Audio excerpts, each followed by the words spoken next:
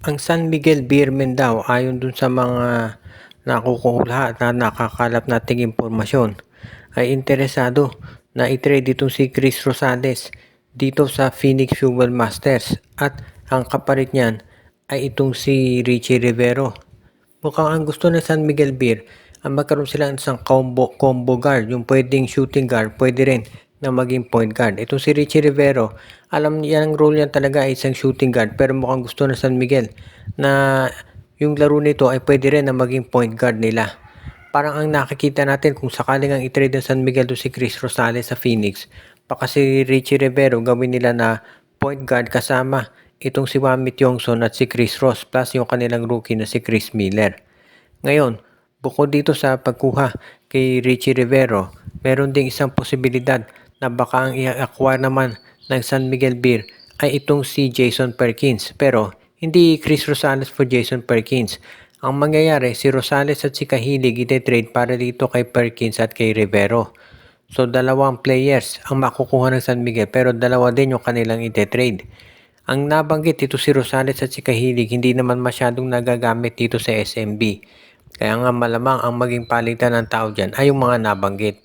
As it is, itong SMB naman, ayon dito sa mga nakakaalam sa loob nila, ay ready na napakawala ng nabanggit na player. Bukod dito kay Rosales, baka itong si Wamit Yongson masama rin. So actually, maraming mga players ng SMB ang pwedeng madala sa isang trade. Lalo na at yung performance nila ay hindi pa consistent. Alam naman natin na very much in demand itong SMB at yung management nila ang gusto ay palaging top performer sila. Kaya nga hindi na nakagugulat na meron silang mga players palagi na nababanggit pagdating dito sa mga posibilidad na i-trade ng management. Kaya yan ngayon ang balita dito sa San Miguel. Itong Blackwater Bossing naman, isa pang team yan na gustong maghanap ng mga players na maidadagdag dito sa kanilang lineup. Pero ang problema dito sa Blackwater ay katulad nitong sa Terra Firma. Yung management kasi palaging natitrade yung mga top players nila. Kaya nga hindi na ako magugulat kung sakasakali na itong Blackwater Bossing ay i-trade yung iba nilang mga players dito ulit sa TNT Tropang 5G. Sabi nga iba, maraming mga players dito sa Blackwater na pwede nang mapunta dito sa tropa. Siyempre, number 1 dyan si Cedric Barefield. Pero bukod dyan, ito si Christian David ay pwedeng-pwede na rin. At siyempre, itong kanilang bagong draft o bagong rookie na si Dallas Panopio. Kaya nga itong mga nabanggit na players, sabi nila yan daw yung magiging future ng TNT at hinahasa pa lamang dito sa Blackwater Bossing.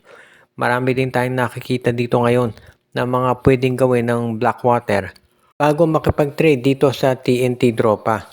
Ngayon, may mga nagsasabi na baka naman sa NLEX o sa Meralco mapunta yung mga nabanggit na players. Hindi natin mayaalis yung posibilidad na yan. Kaya nga kung sakasakali ay hindi tayo magtataka kung iyan nga yung mga mapalitan talaga dahil syempre seryoso rin naman itong si Coach Jeffrey Cariaso na may panalo o magbigay ng panalo para dito sa kanyang roster.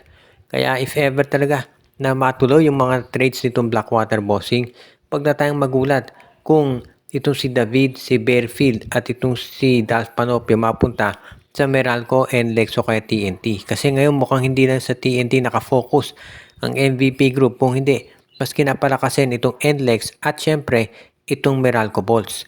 Kaya nga medyo magiging maganda yung kalalabasan nito para sa MVP group kung sakasakali na matuloy itong mga nabanggit na transaksyon. Syempre walang guarantee dyan, pero kung matuloy yan, aba, maganda na to talaga para dito sa tropa.